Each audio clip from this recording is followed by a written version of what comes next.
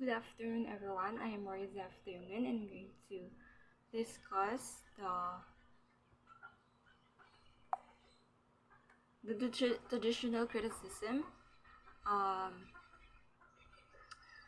Traditional criticism is, above all criticism, it was used throughout the world in in different countries and cultures, such as an such as in Asia, Greece, and Greece. It has been around us for as ancient times.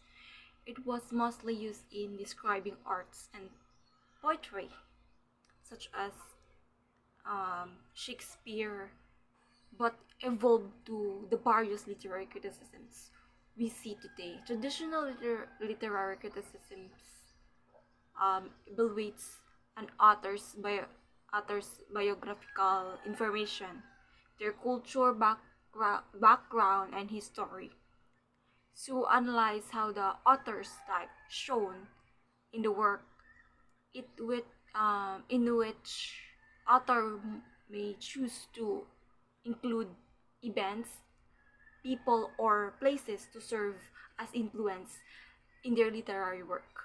The author may also include their characteristics, thought, and emotions. Traditional critics also feel that it helps to familiar with an author's past works, if there are any. They have determined that every writer has a unique style, a certain way with prose or structure that makes him or her different from everyone else. Next is formalism. Um, Formalism compels readers to judge the artistic merit of literature, um, the artistic quality or value of any given work of arts, music, film, literature, sculpture, or painting, by examining its formal elements like language and technical skills. Formalism favors in literary canon of works the collection of works by a writer or artist that are considered to be authentic, that exemplify the high standards of literature as determined by formalist critics. New criticism, um, um, new critic focus on examining the formal structural elements of literature as opposed to the emotional and moral elements. Poet T.S. Eliot and critics Clint Brooks and John Crow Ransom pioneered the approach in the mid 20th century.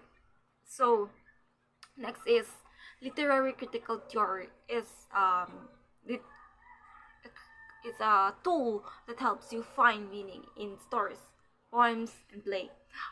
Critical theory has different meanings from different writers, as it is usually considered to be a critical modernity and the developments and institutions associated with modern society.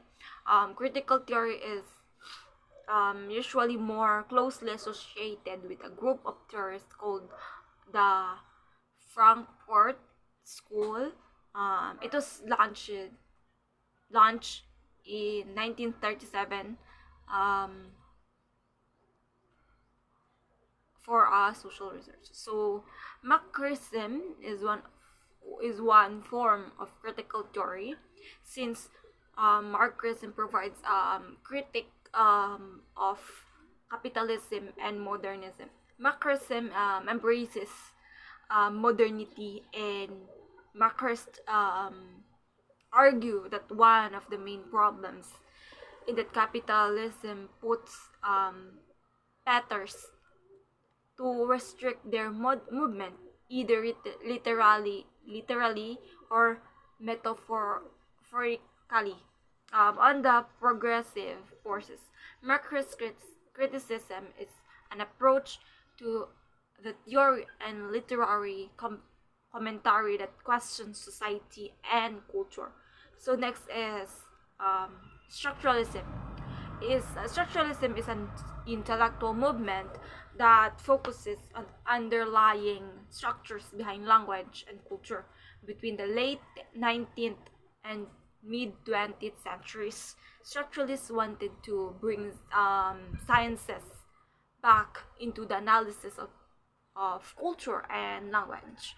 Structuralism is a movement, and this movement emerged from theories of language and linguistics, where it um, looks at underlying elements of and structures in cultural and literature that can be used as channel to further interpret the of meaning uh, surface meaning of a text or idea.